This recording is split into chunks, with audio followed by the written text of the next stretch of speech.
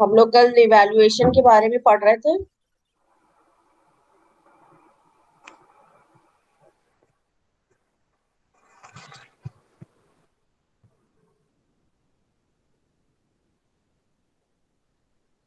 कल हम लोगों ने इवैल्यूएशन के बारे में क्या पढ़ा था? इवैल्यूएशन कई तरीका का होता है, रिटन, ओरल, क्वेश्चन करके, हम्म, और जज करना कि कितना मतलब हमने कितना डिलीवर किया और कितना रिस्पांस मिला। हम्म। तो कल हम लोगों ने इवैल्यूएशन देखा था, उसका मीनिंग, उसकी डेफिनेशन, उसके कंसेप्ट्स देखे थे एनसीईआरटी के अकॉर्डिंग, ऑब्जेक्टिव कैरेक्टरिस्टिक्स। ठीक है।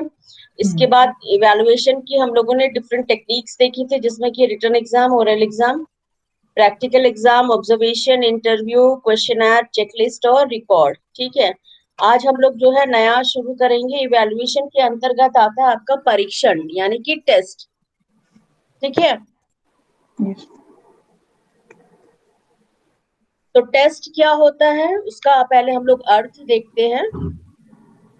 टेस्ट, हिंदी में इसको कहते हैं, टेस्ट को परीक्षण।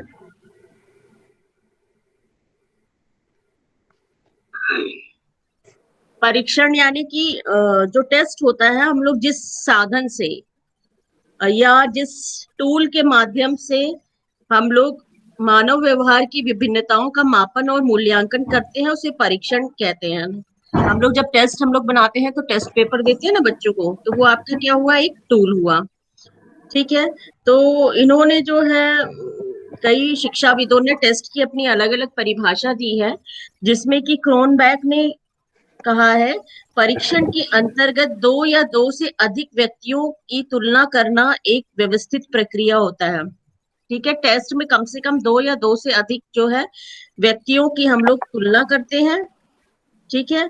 और एनसाइक्लोपीडिया ऑफ एजुकेशन कहता है, टेस्ट वो है प्रश्नों अथवा कार्यों का ऐसा समूह जिन्हें छात्रों को हल करना होता है, परीक्षण कहलाता है।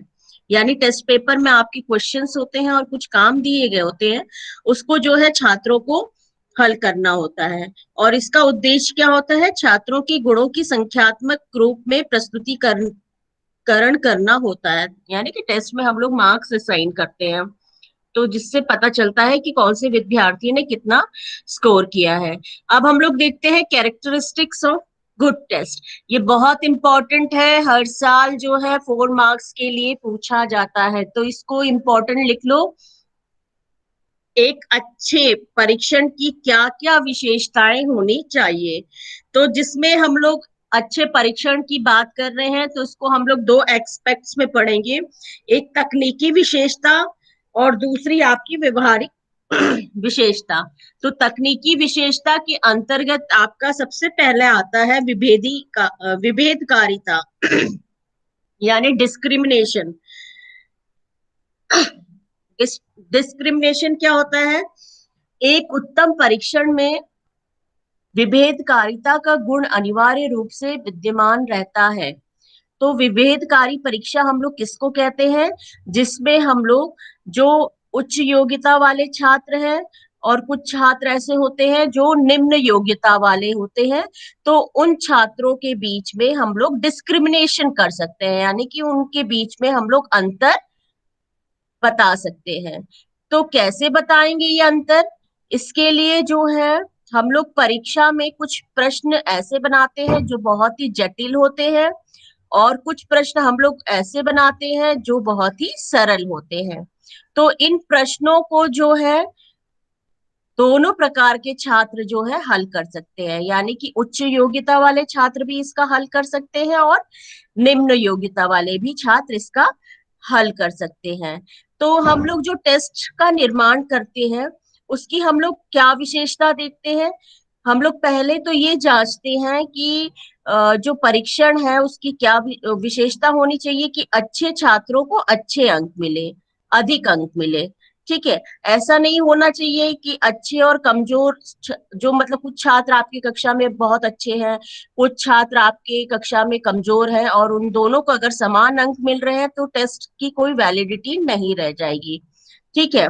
यदि कोई प्रश्न ऐसा है जिसका उत्तर अच्छे छात्र भी दे सकते हैं और कमजोर छात्र भी दे सकते हैं, यानी कि कुछ प्रश्न ऐसे होने चाहिए कि जिसका उत्तर जो है अच्छे छात्र भी दे पाए और कुछ जो है कमजोर छात्र भी दे पाए, या उल्टा भी हो सकता है। ठीक है, तो कुछ प्रश्न ऐसे भी हो सकते हैं जिसका उत्तर ना तो अच्छे छात्र दे सकते हैं और ना ही कमजोर छात्र।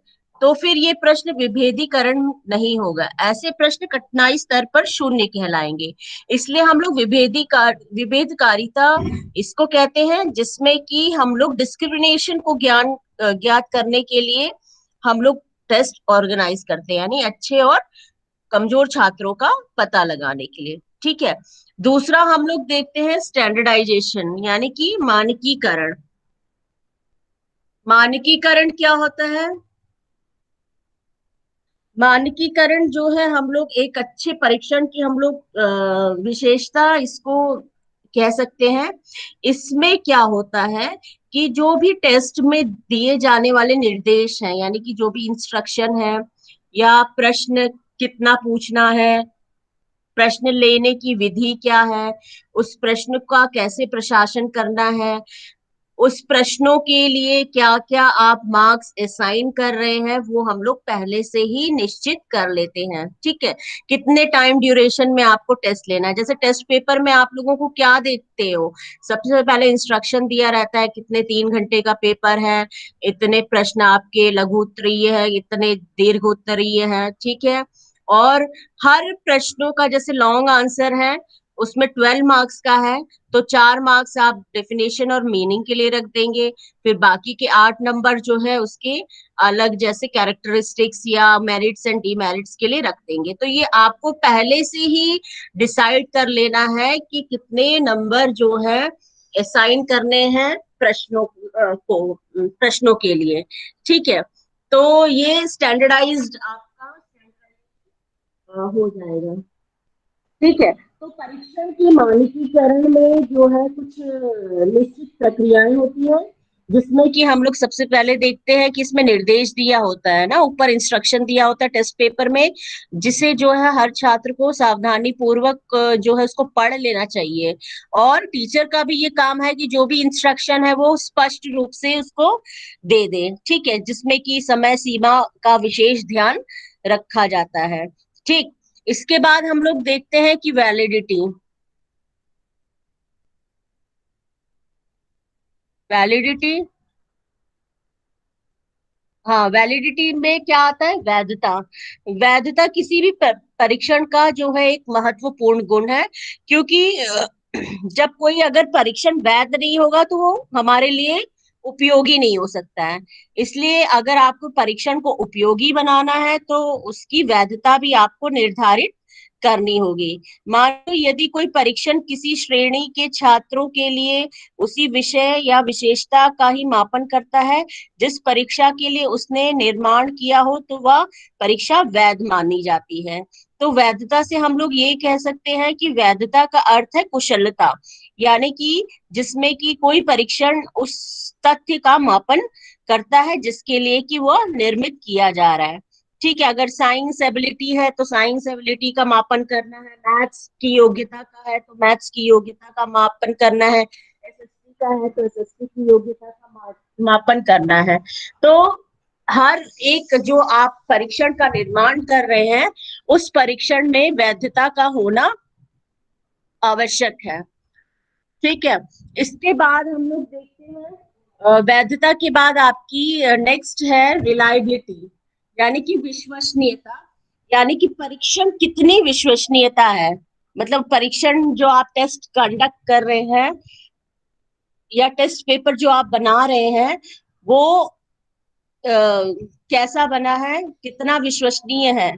ठीक है, विश्वसनीयता जैसे कि नाम ही बता रहा है कि हम लोग जिस पर विश्वास करें, यानी कि जिसको बार बार प्रशासित करने, अगर मान लो कोई टेस्ट पेपर को, एक ही टेस्ट पेपर को आप बार बार अगर उसको दे रहे हैं तो एक ही उसका रिजल्ट आएगा, तो हम लोग ये कह सकते हैं कि टेस्ट जो है वो रिलायबल है। फिर हम लोग देखते हैं ऑब्जेक्टिविटी, यानी वस्तुनिष्ठता, यानी कि जो परीक्षण आप लोग टेस्ट ले रहे हैं उसको वस्तुनिष्ठ होना उसका होना अत्यंत आवश्यक है, क्योंकि इसका प्रभाव विश्वसनीयता और वैधता दोनों पे पड़ता है। ठीक है, जितना ऑब्जेक्टिविटी रहेगी टेस्ट में, उतना ही टेस्ट आपका रिलायबल होगा और वैलिड भी होगा।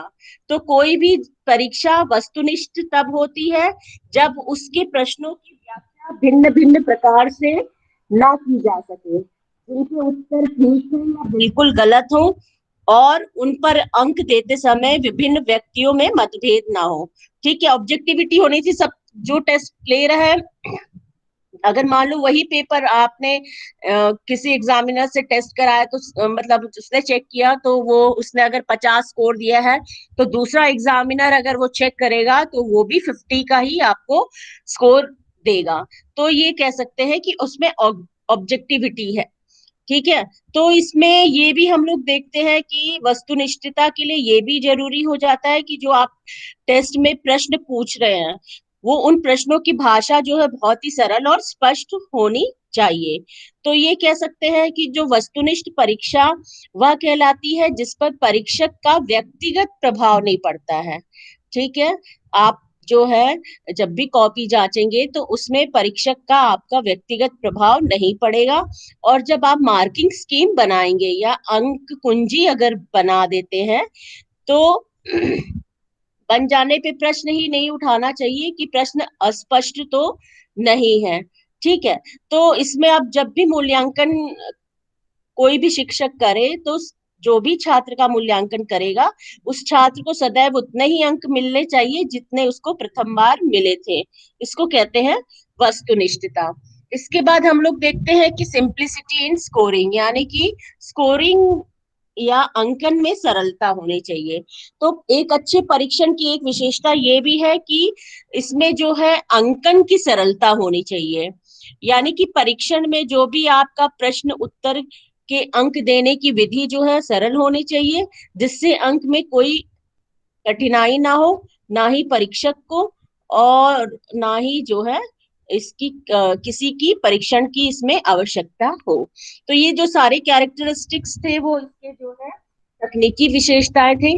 अब हम लोग कुछ जो है इसके प्रैक्टिकल कैरेक्टरिस्टिक्स यानी व्यवहारिक इसकी विशेषताएं देखते हैं, जिसमें सबसे पहले आता है रिप्रेजेंटेटिवनेस, यानी कि प्रतिनिधित्वता। प्रतिनिधित्वता किसे कहते हैं हम लोग, कि जैसे कि कोई भी व्यक्ति यह नहीं कह सकता है कि उसे कितना ज्ञान है, जो भी उसको जितना ज्ञान है उसके आगे और कुछ नहीं हो सकता है। लेकिन फिर भी वह आत्मविश्वास के साथ कहता है कि जैसे रिप्रेजेंटेटिवनेस हम लोग उसमें देखते हैं, जैसे आप लोग कोई रिसर्च कर रहे हो।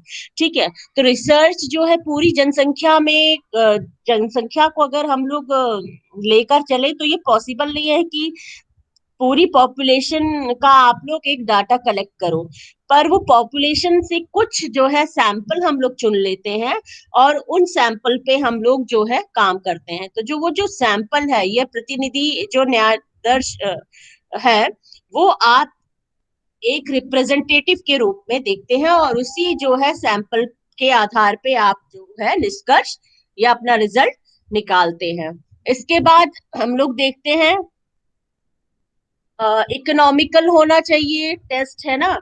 यानी कि जो है जो भी टेस्ट आप बनाए वो समय, धन और शक्ति के वो अधिक खर्चीला ना हो।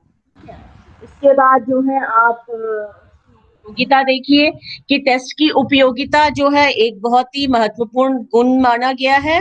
कि उपयोगिता जो भी है हम लोग देखते हैं कि जिस परीक्षा को हम लोग कंडक्ट करा रहे हैं, वो आपके लिए उपयोगी है कि नहीं है। यानी कि जो टीचर ने टेस्ट पेपर बनाया है, वो आपके पाठ्यक्रम के अनुसार है कि नहीं है, व्यवहारिक है कि नहीं है, ये हमें जांचना होगा। इसके बाद हम लोग देखते हैं एक्सेप्टेबिलिटी, यानी कि सर्वमान्यता। यानी कि जो टेक्स्ट आपने बनाया है वो एक्सेप्टेबल होना चाहिए। ठीक है, और इसके अलावा टेस्ट व्यापक होना चाहिए। व्यापकता यानी कि जो आपका परीक्षण है उसमें जो है जिस योग्यता का मापन करने के लिए आपने परीक्षण बनाया है, उस योग्यता के समस्त क्षेत्र या जिस पाठ्यक्रम पर आधारित हो उसके सभी पहलुओं पर क्वेश्चंस पूछने चाहिए, यानी कि आपका पूरा कोर्स जो है वो उसमें कवर होना चाहिए, तो जिससे कि जो आप लक्ष्य लेके चले थे वो पूरा हो सके। ठीक है। इसके बाद जो आपका परीक्षण होना चाहिए वो उद्देश्यपूर्ण होना चाहिए। बिना उद्देश्य के आप अगर टेस्ट ले रहे हैं तो वो आपका वैलिड नहीं होगा, रिलायबल नहीं होगा। ठीक है। तो जो भी टेस्ट लीजिए वो आपका उद्देश्यपूर्ण होना चाहिए। ठीक। अब हम लोग देखते हैं टेस्ट के जो है कितने प्रकार होते हैं। जैसे कि हम लोगों ने पहले ही कहा है कि टेस्ट जो है आपके तीन प्रकार के होते हैं। एक है आपका ओरल टेस्ट, मौखिक परीक्षण, दूसरा आपका लिखित रिटन एग्जामिनेशन, तीसरा आपका है प्रैक्टिकल।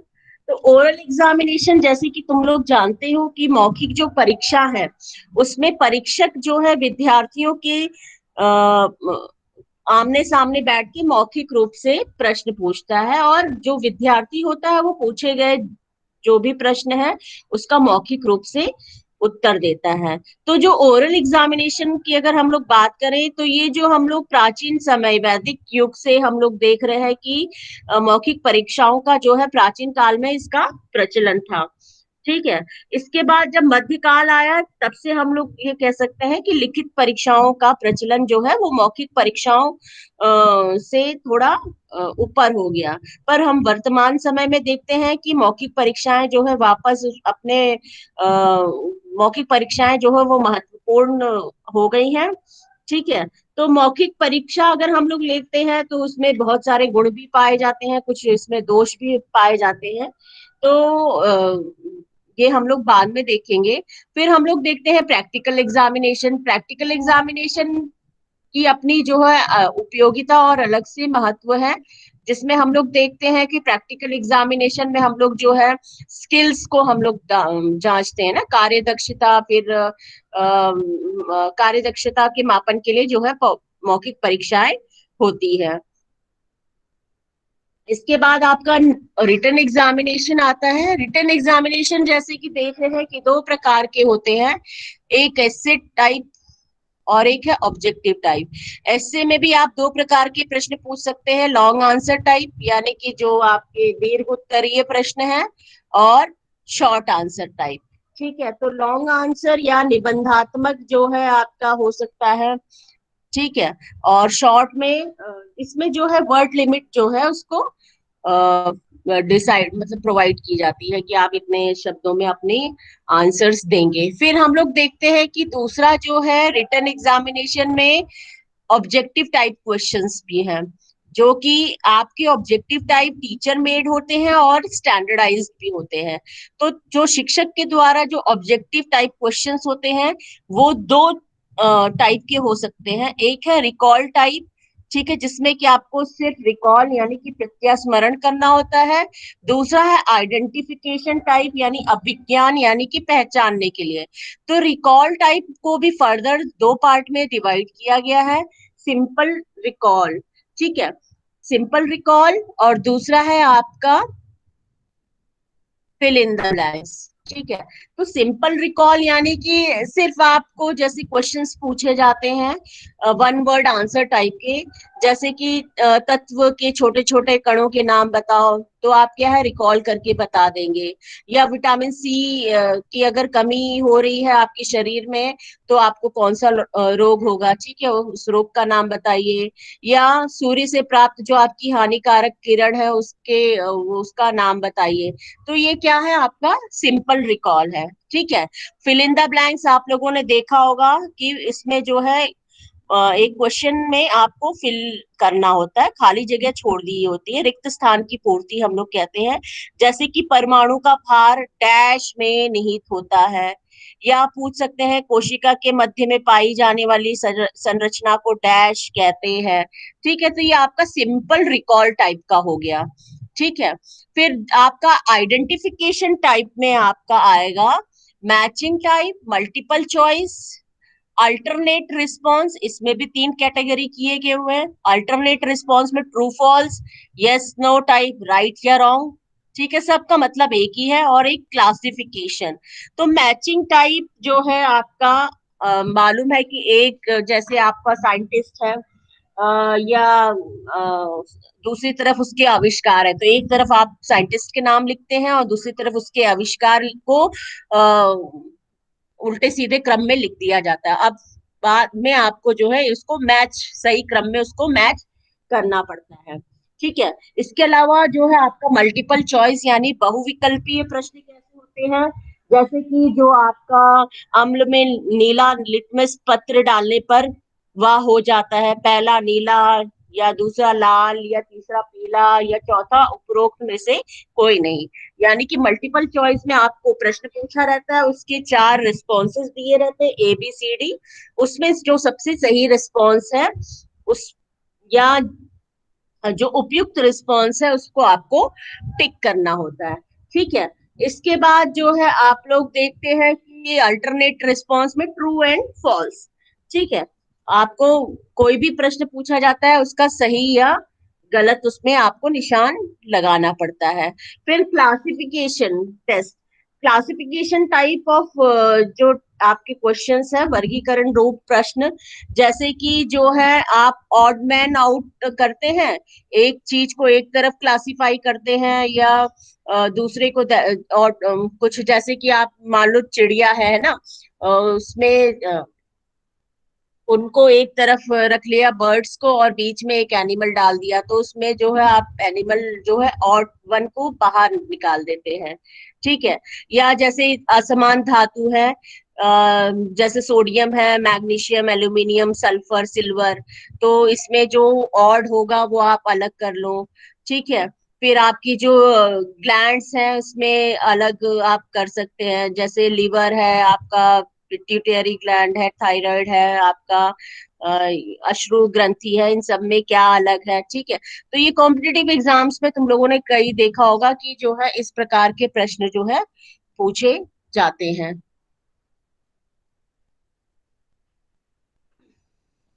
ठीक, तो ये सारा कुछ जो है आप लोगों ने देखा है कि ये टेस्ट कैसे होते हैं। एक बार हम लोग ऐसे एक बार और देख लेते हैं। टेस्ट जो है आपके 3 प्रकार के, ओरल टेस्ट, रिटन और प्रैक्टिकल होते हैं, जिसमें कि रिटन एग्जाम को भी 2 पार्ट में क्लासिफाई किया गया है, एक एस्से टाइप और एक ऑब्जेक्टिव टाइप। ऑब्जेक्टिव को भी फर्दर 2 पार्ट में विभाजित किया गया, लॉन्ग लॉन्ग आंसर और शॉर्ट आंसर टाइप। और ऑब्जेक्टिव टाइप में जो है टीचर मेड टेस्ट होता है और एक स्टैंडर्डाइज्ड टेस्ट। स्टैंडर्डाइज टेस्ट जो होता है वो आप लोग रिसर्च के लिए, एक स्टैंडर्ड टेस्ट होता है वो आप लोग वहां पे देख सकते हैं। ठीक है, जिसका कि प्री टेस्ट और पोस्ट टेस्ट करके एक स्टैंडर्ड टेस्ट आप बना लेते हैं। ठीक है, फिर टीचर मेड जो टेस्ट होता है वो एक रिकॉल टाइप में होता है, जिसमें आपको सिर्फ वापस रिकॉल करना है। एक आपका आइडेंटिफिकेशन टाइप में होता है, सिंपल रिकॉल और फिल इन द ब्लैंक्स वो रिकॉल टाइप में आते हैं। आइडेंटिफिकेशन टाइप में आपका match the following, multiple choice, alternate response में ट्रू फॉल्स, आपका यस नो टाइप का या राइट रॉन्ग टाइप के आंसर्स होते हैं। और आपका नेक्स्ट है क्लासिफिकेशन में, यानी कि आपके वर्गीकरण वाला,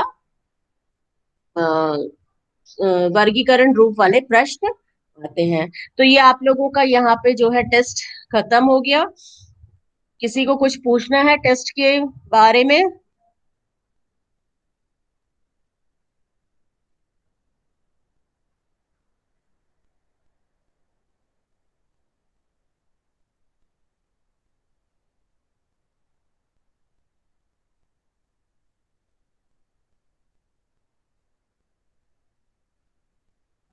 कुछ पूछना है class? No ma'am. No ma'am.